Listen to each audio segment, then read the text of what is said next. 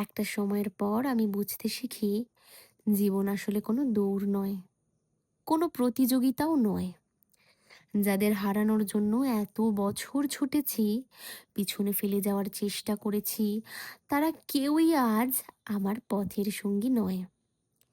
যাদের কাছে নিজেকে প্রমাণ করার জন্য কত রাত ঘুমাইনি, কত কথা গিলে ফেলেছি, কত আপোস করেছি নিজের সঙ্গে, তাদের অধিকাংশই আজ আমার খোঁজও রাখে না।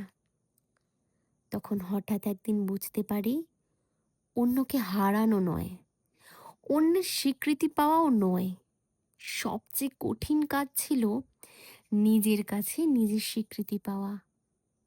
আমি জানি দিন শেষে করতালির শব্দ থেমে যাবে, ভিড় সরে আসবে, মঞ্চের আলো নিভে আসবে, পদ, পরিচয়, সম্মান সব কিছু ধীরে ধীরে সময়ের কাছে অর্থ হারাবে। শুধু থেকে যাবে একটা মানুষ, একটা মানুষ যে আয়নার সামনে দাঁড়িয়ে নিজের চোখের দিকে তাকিয়ে নিজেকেই প্রশ্ন করবে, যে জীবন কাটালাম সেটা কি সত্যিই আমার ছিল?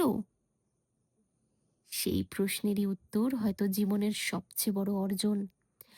কারণ শেষ পর্যন্ত আমাকে বিচার করবে না মানুষের ভিড়, বিচার করবে না ইতিহাসও। শেষ পর্যন্ত আমাকে মুখোমুখি হতে হবে নিজের বিবেকের সঙ্গে।